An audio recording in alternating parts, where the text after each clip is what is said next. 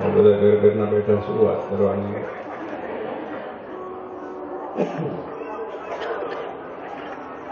મેં આજે સવારે તમને બધાને યાદ કર્યા હતા. જો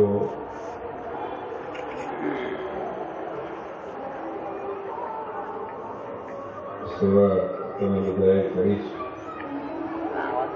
કોઈ સભા મંડપની, હારની,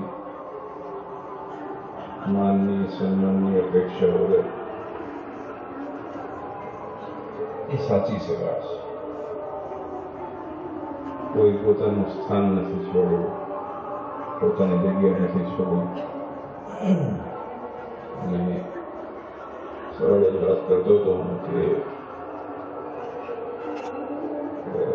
ભગવાનની ડાયરીમાં નામ લખવા માટે છે. ભગવાનના ભક્તની સેવા કરે એનું પરમ પદ છે. જે ભગવાનની સેવા તમે કરી છે, કારણ કે પ્રત્યક્ષ રીતે આ ઉત્સવને પોતાનો જાણી, પોતાના માની અને જે રીતે તમે પોતાનો આ દુનિયાની અંદર છે ને ટાઈમ કાઢો બહુ અઘરો છે. એ વાત મેં કે સવારે કરી. લોકો એમને પૈસા નાખીને જતા રહે. હું પૂછવા જાઉં કે અમે ઘણી વખતે સંતો ને આગળ સંતો બધા જતા હોય, આપણે વાત કરીએ કે યજ્ઞમાં બેસવાનું છે, એ 8 કલાક 6 કલાક બેસવાનું થાય તો કે 2 લાખ લઈ જાવ એને વાંધો નથી, બેસવાનું ના કહેશો, વાહટ ઉઠી જાય. બહુ પૈસા આપવા તૈયાર થાય, પણ સમય અને પોતાના તનની સેવા, પોતાના મનની સેવા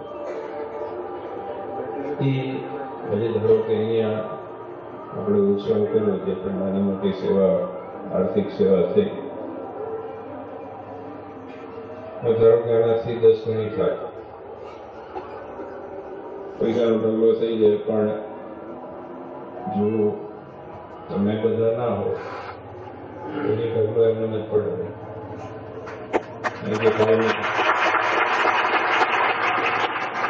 કથળ નાખવા કામમાં આવે. એટલે તમે દરેક ભાઈઓ બહેનો, સ્વયંસેવકોથી વધારે હું કહીશ કે સાચા સત્સંગીઓ.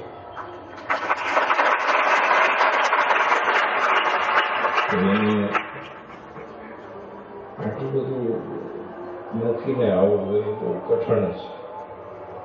પોતાનું ઘણા નાના સ્કૂલમાં, કોલેજમાં હોય ને ઘણા વ્યવસાયમાં હોય ને બધું મૂકીને સમયનું બલિદાન આપવું, મનનું બલિદાન આપવું, તનનું બલિદાન આપવું બહુ અઘરું છે.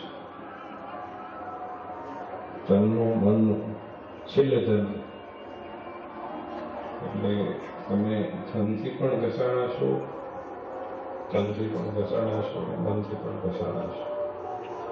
એટલે જો આ ઉત્સવ સાંગોપાંગ, હમણાં મને બહુ બધા લોકો મેસેજ કરતા હતા, બહુ બધા ફોનો આવ્યા કે બહુ સરસ ઉત્સવ થયો.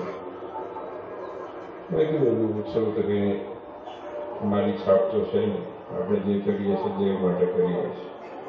કે આપણો વ્યક્તિગત કંઈ મારો ઉત્સવ નથી, કોઈ સંતોનો નથી.